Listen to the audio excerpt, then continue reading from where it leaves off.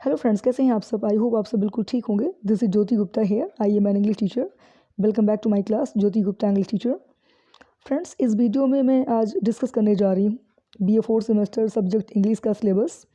इसके last video में भी मैंने क्लियर किया था सिलेबस, लेकिन वो कंप्लीट नहीं हो पाया था, इसीलिए कंटिन्यू मुझे सिलेबस करना पड़ रहा है। तो इस वीडियो में भी मैं आपके 4 सेमेस्टर के सिलेबस को कंप्लीट करूँगी, या आप सेकंड पार्ट भी जान सकते हैं। उसको पहला पार्ट मान लीजिएगा, इसको सेकंड पार्ट मान लीजिए।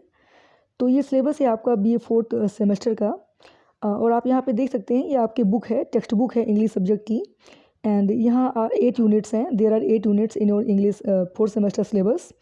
एंड वन बाय वन एक एक यूनिट करके मैं आपको यहाँ टीच करने वाली हूँ। And this is very good news to all of you that कि मैं यूट्यूब चैनल पे मेरे सारे वीडियोज़ आने वाले हैं, सारे सेमेस्टर्स के वीडियोज़ आने वाले हैं, और मैं एक एक करके सारे यूनिट को आपको वन बाय वन टीच करूँगी। एंड यहाँ पे सारे सिलेबस आपको अपना मिल जाएगा। तो आप वीडियो को देखिए, लाइक कीजिए, शेयर कीजिए, सब्सक्राइब कीजिए एंड शेयर कीजिए एंड अच्छे अच्छे कमेंट्स कीजिए। I hope students. तो आइए जानते हैं यूनिट फर्स्ट।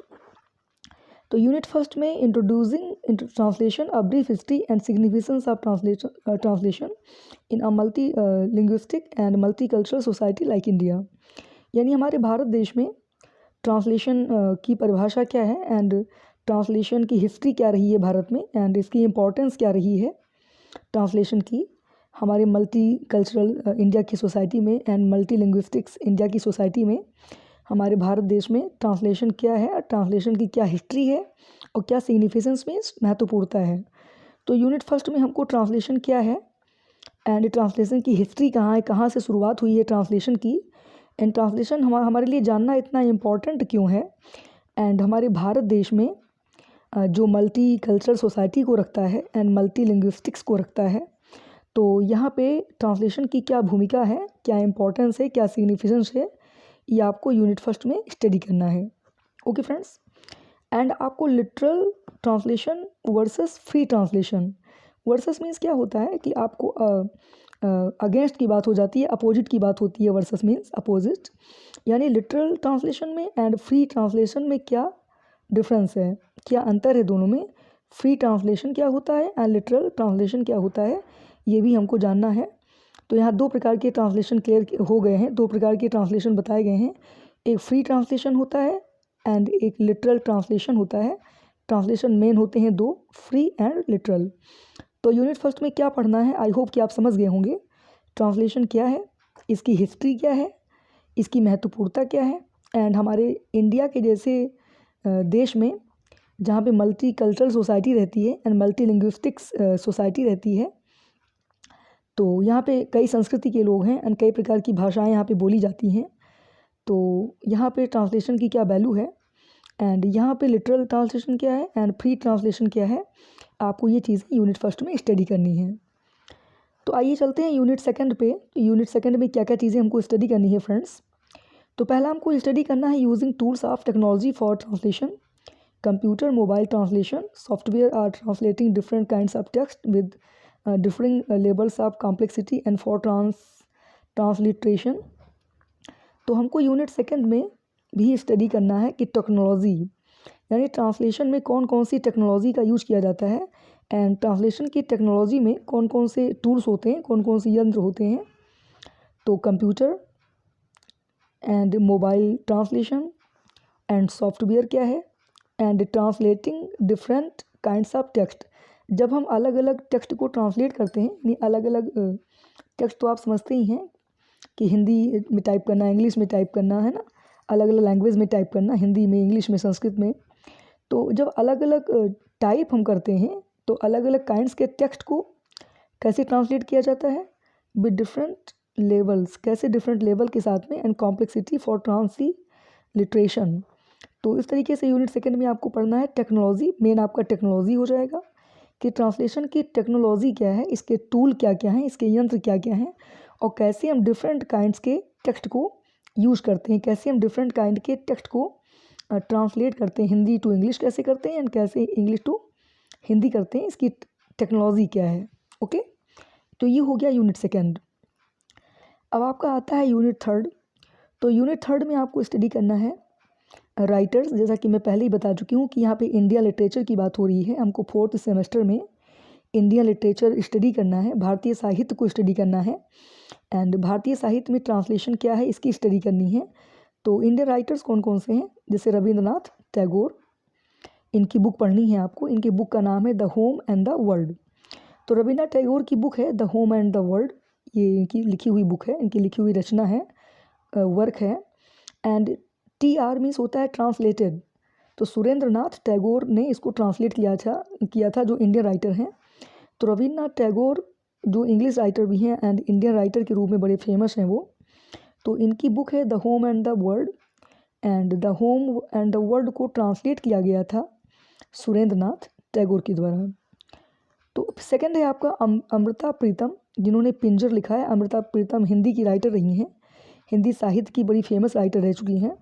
एंड इन्होंने लिखा है पिंजर यानी पिंजड़ा, the skeleton and other stories, ये इसी का है, पूरी इसी का नाम है कि Pinjar the skeleton and other stories. ये बुक लिखा है अमृता प्रीतम ने।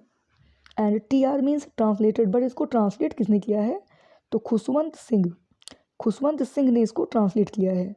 जैसे the home and the world को सुरेंद्र नाथ टैगोर ने ट्रांसलेट किया था, ऐसे अमृता प्रीतम की लिखी हुई book Pinjar the skeleton and other stories को खुशवंत सिंह ने ट्रांसलेट किया है। ओके। एंड यूनिट 4, ये सारे इंडियन राइटर्स हैं स्टूडेंट्स, सब इंडियन राइटर्स की, इंडियन लिटरेचर की बात हो रही है। तो इंडिया में जो लिटरेचर लिखा गया है इंग्लिश में, हिंदी में, उसी की बात होगी।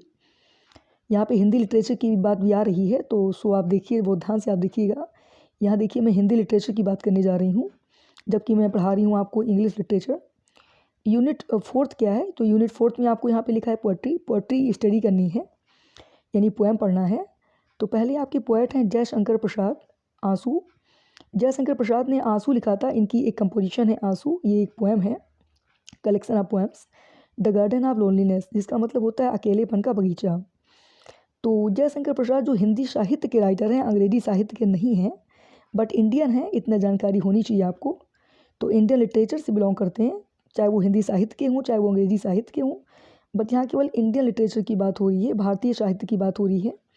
तो ये हिंदी के पोएट हैं जयशंकर प्रसाद, और इनकी लिखी हुई आंसू हिंदी में लिखी गई थी, बट इंग्लिश में TR means translated.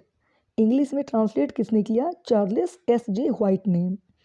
Charles SJ white, ये आपके इंग्लिश के राइटर हैं। इन्होंने इस बुक को, आंसू को, जिसे द गार्डन ऑफ लोनलीनेस कहा गया है, इन्होंने इसको इंग्लिश में ट्रांसलेट किया था। क्योंकि आपके 4th सेमेस्टर में ट्रांसलेशन सबसे मेन फोकस कर रहा है, ट्रांसलेशन पे ही फोकस दिया जा रहा है। ट्रांसलेशन ही सबसे इम्पॉर्टेंट है, यानी अनुवाद को ही करना सिखाया गया है, चाहे वो पोएम का हो, चाहे वो पैसेज का हो, चाहे वो स्टैंजा का हो। इसीलिए यहाँ पे ट्रांसलेशन की बात बार बार की जा रही है कि हिंदी में जो बुक लिखी गई है उसको इंग्लिश में ट्रांसलेट किया गया है। कैसे किया गया, तो किसने किया, तो चार्ल्स SJ व्हाइट ने किया। फिर आते हैं, देखते हैं चौथे यूनिट में पोएट्री में ही आपको पढ़ना है कबीर को, वही कबीरदास जी, जो हिंदी में आपने सूरदास, कबीरदास, तुलसीदास का नाम सुना होगा एंड पढ़ा भी होगा स्टूडेंट्स आपको जूनियर क्लासेस में। तो कबीरदास ने लिखा है the English writings of Rabindranath Tagore.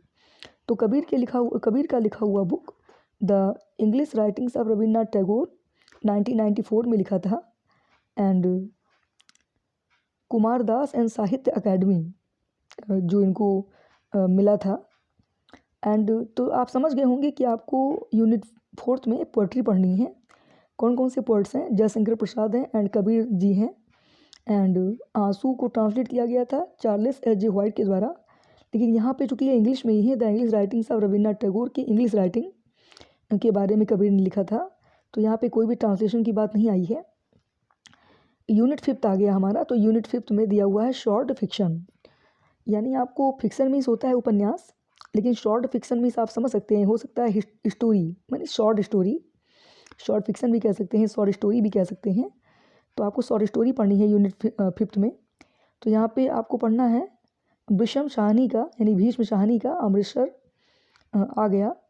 तो अमृतसर आ गया, आपको ये पढ़ना है भीष्म शाहनी का। एंड ये भी हिंदी साहित्य के ही राइटर हैं। एंड महाश्वेता देवी, ये भी हिंदी साहित्य की राइटर हैं, आपने सुना ही होगा इनका नाम, द हंट। तो ये दोनों और ये अंग्रेज़ी, ये इंडियन लिटरेचर से बिलोंग करते हैं, इसीलिए इनको यहाँ पे आपके सिलेबस में दिया गया है। तो भीष्म शाहनी एंड महाश्वेता देवी ये आपके इंडियन राइटर्स हैं, इंग्लिश लिटरेचर के हैं।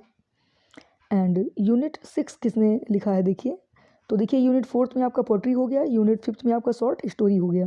और ये सारे इंडियन राइटर्स हैं, जो भी यहाँ पे राइटर्स का नाम दिया है सब इंडिया से ही बिलोंग करते हैं, इंडियन राइटर्स हैं। एंड यूनिट 6 में ड्रामा है पढ़ने के लिए, और आपके राइटर हैं मोहन राकेश, जो ड्रामेटिस्ट हैं, जो ड्रामा को लिखेगा उसे आप ड्रामेटिस्ट बोलेंगे। एंड विजय तेंदुलकर हैं, दोनों ये आपके इंडियन लिटरेचर से बिलोंग करते हैं, बट वो इंग्लिश के राइटर्स हैं and Indian writers in English हैं। तो आधे अधूरे इन्होंने लिखा था, इनकी बुक का नाम था आधे अधूरे, ड्रामा था, जिसको इंग्लिश में कहा जाएगा half of a house. And Vijay Tendulkar भी इंडियन लिटरेचर के राइटर हैं, यानी इंडियन राइटर इन इंग्लिश हैं। इन्होंने कन्यादान लिखा था, बहुत ही फेमस ड्रामा है इनका कन्यादान। तो यूनिट 6 में आपको पढ़ना है ड्रामा, और सारी राइटर्स आपके इंडियन हैं, पहले ही आप क्लियर कर चुके हैं, क्योंकि आपके पेपर का नाम है इंडियन लिटरेचर एंड यहाँ ट्रांसलेशन की बात की जाएगी। तो ड्रामा में 2 ड्रामेटिस्ट हैं, Mohan Rakesh and Vijay Tendulkar. And unit 7 है स्टूडेंट्स, ट्रांसलेशन प्रैक्टिस। देख लीजिए, जो मैं पहले कही थी आपसे, वही बात यहाँ पे हम करने जा रहे हैं कि आपके 4th सेमेस्टर में 8 यूनिट्स हैं। एंड आपके पहले यूनिट में केवल ट्रांसलेशन क्या है, इसकी हिस्ट्री क्या है, और इसकी सिग्निफिकेंस यानी महत्वपूर्णता क्या है हमारे इंडिया में, एंड ये बताया गया। एंड सेकंड में ट्रांसलेशन की टेक्नोलॉजी क्या क्या है, विधियाँ कौन कौन सी हैं, टूल क्या क्या हैं, ये बताए गए। एंड थर्ड में, 4th में, 5th में एंड 6th में आपको ड्रामा, स्टोरी, पोएट्री, ये सारी चीज़ें, नॉवल, ये सारी चीज़ें बताई गई कि हमारे इंडियन राइटर्स कौन कौन से हैं इंग्लिश में, जिन्होंने कौन कौन सी बुक लिखे हैं, कौन सी पोएट्री लिखी गई, कौन सा नॉवल लिखा गया, कौन सी शॉर्ट स्टोरी लिखी गई इंडियन लिटरेचर में, भारतीय साहित्य में कौन कौन से राइटर्स हैं इंग्लिश में, ये बताया गया। अब आपको यूनिट 7 में ट्रांसलेशन पढ़ने के लिए आ गया है। तो इसमें हमको ट्रांसलेशन पढ़ना है यूनिट 7 में एंड यूनिट 8 में। ये दोनों यूनिट ट्रांसलेशन पे ही डिपेंड है। तो यूनिट 7 में भी दिया हुआ है कि 1 passage for translation, 1 stanza for translation Hindi to English, यानी एक पैसेज आएगा एंड एक स्टैंजा आएगा। ये स्टैंजा में, इस पोएट्री में जो स्टैंजा होता है, कविताओं की लाइनों को स्टैंजा कहते हैं। तो पोएट्री से जो लाइनें आएंगी उसको स्टैंजा बोलेंगे, एंड प्रोज से जो लाइनें आएंगी उसको पैसेज बोलेंगे। तो एक पैसेज आएगा एंड एक स्टैंजा आएगा, जिसका हिंदी में लिखा रहेगा, उसको इंग्लिश में ट्रांसलेट करना रहेगा, जिसको हिंदी टू इंग्लिश कहा जाएगा, ट्रांसलेशन, उसकी प्रैक्टिस करनी है। एंड यूनिट 8 में भी ट्रांसलेशन ही करना है, बट इंग्लिश टू हिंदी करनी है, यानी इंग्लिश में लिखा रहेगा उसको हिंदी में ट्रांसलेट करेंगे, इंग्लिश टू हिंदी करेंगे। एक पैसेज होगा एंड एक स्टैंजा होगा।